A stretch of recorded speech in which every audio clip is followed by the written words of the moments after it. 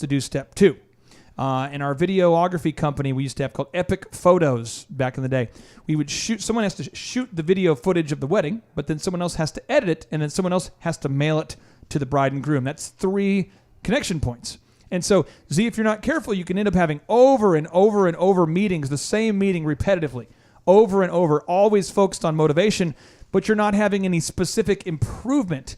And Z, why is it so dangerous for entrepreneurs to say busy, feeling like they're getting traction or feeling like they're having success when they're really just having endless motivational meetings about the same topic and not seeing any improvement at all? Oh, Billy. That's what happens. You're like, oh, Billy, you could do it. You could do it. Billy's sitting there looking at you going, I want to do it. You want to do it? I want to do it. You wanna I want to do it. I want to do it, boss. I want to do it, boss. And then they don't follow up and say, but I don't know what to do. So you have to focus on the checklist. You have to focus on the execution. You have to focus on the getter done. That sounds boring. And just like you said earlier, just like that notable quotable was earlier, being pleasant and nice through there, yes, is also necessary. But just being nice and not knowing what to do, that's just frustration. Atul Gawande, this is a guy who is the author of Checklist Manifesto, a surgeon, and oh, by the way, a professor at the Harvard Medical School. He studied surgeons. In his book, if you read it, it'll blow your mind. He studied surgeons who didn't use a checklist. Oof.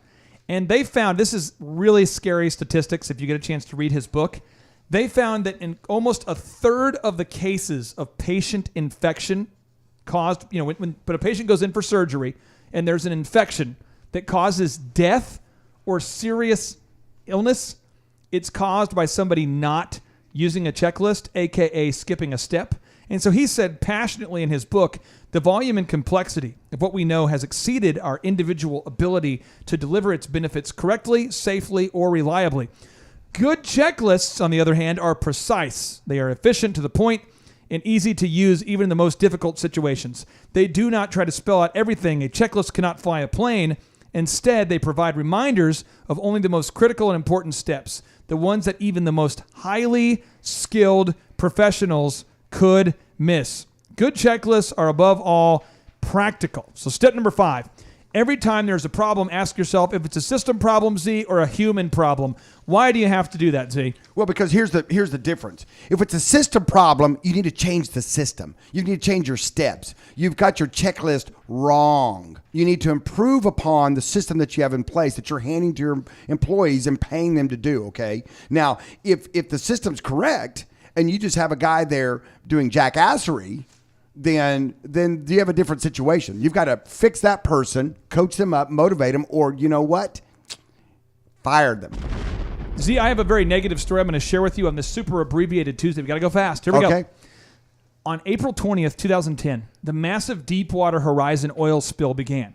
After the Deepwater Horizon oil rig sank to the ocean's floor, the oil continued to flow out of the earth into the Gulf of Mexico for 87 days. 87 days. Later in November of 2010, the United States settled criminal charges against BP because British Petroleum agreed to pay them $4.5 billion in fines. Yeah. Now, this just in. Here's the notable quotable from the CEO. Tell me how this feels to you as a consumer, a person who's an American citizen who likes to enjoy a clean Gulf of Mexico. Tell me how you hear how you how you would react to his quote. He says, the first thing to say is, I'm sorry. We're sorry for the massive disruption it caused their lives. There's no one who wants this over more than I do. I would like my life back. Tony Hayward, the former CEO of British Petroleum. As a consumer or as an American citizen, when you hear that your coastline was destroyed due to somebody not following systems, are you sympathetic? Do you forgive him easily? Are people still mad that oil spilled for 87 days, Z? Oh, they're still mad. It's an unfortunate thing. And as the boss, he did the right thing. He stepped up, and guess what? He took ownership of it, and that's what you have to do as a boss. One of your employees doesn't follow the checklist. One of your employees has a bad day and is kind of being an idiot, and guess what? You get to absorb all the negativity of that. So. And I absolutely am a big fan of BP. I've read a lot of case studies about some great things they do. But I'm just telling you this, the customer is the boss, and they're not going to be forgiving when someone skips a step. It's all about execution. It is. Bottom line, and as the owner, you have to own it when things don't get done. Now, step number 6, you must replace or fix the biggest limiting factors. Now, Lee Cockrell, the former executive vice president of Walt Disney World, who's one of our Thrive15.com mentors, He says, when you do hard things, life gets easier. Coach Calvert, I want to ask you this. As you've grown your basketball facility to the point where you're no longer the one who coaches every kid, how hard is it for you to move on when people don't want to do their job? How hard has it been for you to kind of learn that idea? Oh, I had to do one of the most impossible thing is with all my booking and everything, I had my wife doing it. And it's the dumbest mistake I ever made. Really? She should not have been doing that. She's very creative. She does all these great things, but she was the wrong person. I had to let her go, and it was my fault. That was the hardest one. Is he a tyrant there, Oh, my, Z? so Have you ever heard of mean. this God, before? it was. Oh, it's your wife. Then I had to let Oh. the nicest lady. Oh, she was so nice, and she was young, married, but she stopped doing her job, and she was complaining to the people, and it's like I really liked her, but I had to let her go. Wow. And now I will just say this. If you're listening right now, a lot of business owners, almost everyone listening right now, either your wife works with you or your husband works with you. Because when you start a small business, you're working out of your garage. Your brother's helping you. Your cousin's helping you. Someone's helping you. And I'm going to tell you, one of the cruelest things that you can do unintentionally is to keep somebody in a situation where they're not being successful just because they're your spouse, your neighbor, your cousin, whatever. Z, ultimately, you have to look at your biggest limiting membrane, your biggest limiting factor, and you have to move on, don't you? You have to. I mean, you have to take a hard look at that, and it's the toughest thing to do. Coach, you're right. I mean, especially when it's someone you care about, someone that's in your life, someone that has access to you.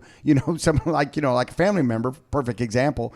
And you're like, you know what? You don't really have the skill set, and you owned it. And you said, you know what? It ultimately was my fault because I knew her, and you put her in a place where she needed precision, she needed accounting, she needed a different skill set. She's over here creative and over here doing this stuff really well, but the detailed stuff was not her thing, and you gave her to do it, and so she probably was happier once that all transpired and she got out of there.